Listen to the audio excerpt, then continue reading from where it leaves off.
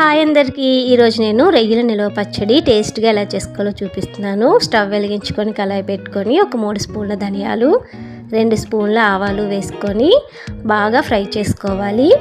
ఇలా ఫ్రై చేసుకున్న తర్వాత ఇప్పుడు ఇందులో ఒక స్పూన్ మెంతులు వేసుకొని మరొకసారి ఇదంతా బాగా ఫ్రై చేసుకొని ఒక స్పూన్ జీలకర్ర వేసుకొని చెక్క లవంగాలు కొంచెం మిరియాలు ఒక 7-8 యాలకులు వేసుకొని మసాలా అంతా బాగా ఫ్రై చేసుకోవాలి.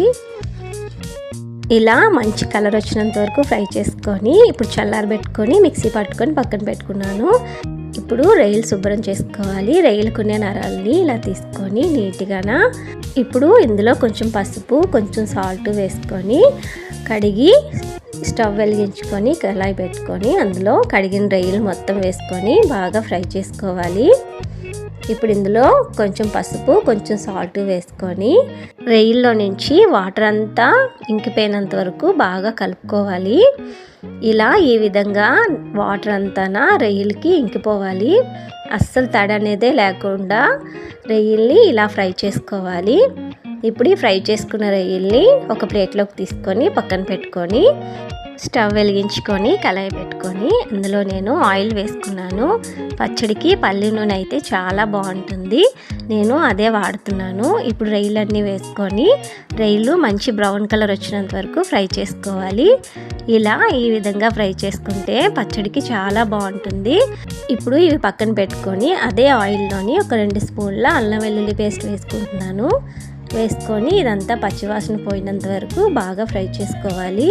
ఒక 2 ఎండుమిరపకాయలు కట్ చేసుకొని వేసుకొని కొంచెం కరివేపాకు వేసుకున్నాను. ఇలా వేసుకుంటే పచ్చడి చాలా టేస్ట్గా ఉంటుంది. ఒక అరకప్పు సాల్ట్ వేసుకున్నాను.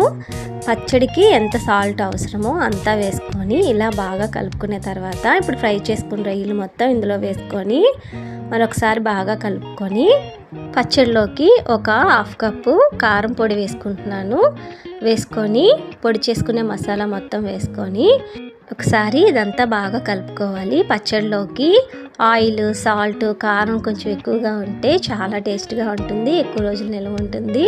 ఒక 3 నిమ్మకాయలు పిండుకొని రసం తీసుకొని పచ్చడిలో వేసుకుంటే రెడీ అయిపోయింది. చాలా టేస్ట్గా ఉండే రొయ్యల నిల్వ పచ్చడి చాలా ఈజీగా రెడీ చేసుకోవచ్చు. తప్పకుండా ట్రై చేయండి. నా వీడియో నచ్చినట్టయితే లైక్ చేసి మరిన్ని వీడియోస్ కోసం నా ఛానల్ని సబ్స్క్రైబ్ చేసుకోండి. Thank you all. బాయ్.